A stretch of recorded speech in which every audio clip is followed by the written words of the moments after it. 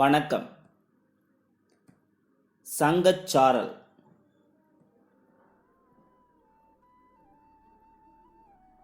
இன்றைய சங்கச்சாரலில் சங்க இலக்கியத்தில் குறிப்பிடப்படக்கூடிய மருத்துவ குறிப்புகளுள் ஒன்றான சங்ககால இருமல் மருந்து குறித்து உங்களோடு எனது சிந்தனைகளை பகிர்ந்து கொள்ள இருக்கிறேன். அகநானூற்றில் 101வது பாடலில் ஒரு மருத்துவ குறிப்பு உள்ளது.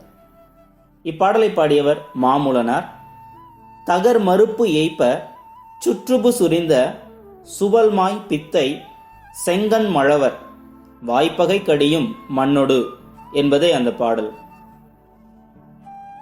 இந்த பாடலின் பொருளாக, செம்மறியாட்டு கிடாயின் கொம்பினை போன்று சுருண்ட பிடரியை மறைக்கும் முடியும் சிவந்த கண்களையும் உடைய மழவர்கள் வாயிலிருந்து எழும் இருமலான பகையினை எழாமற் தீர்க்கும் மருந்தான புற்றுமண்ணை வாயில் அடக்கிக் கொண்டனர் என்ற குறிப்பு உள்ளது. இருமலை இப்பாடலில் வாய்ப்பகை என குறிப்பிடுவது சுட்டத்தக்கது. இன்றைய சூழலில் நமது மண் உரங்களுக்கு அடிமையானது. நமது உடல் ஆங்கில மருந்துக்கு அடிமையானது.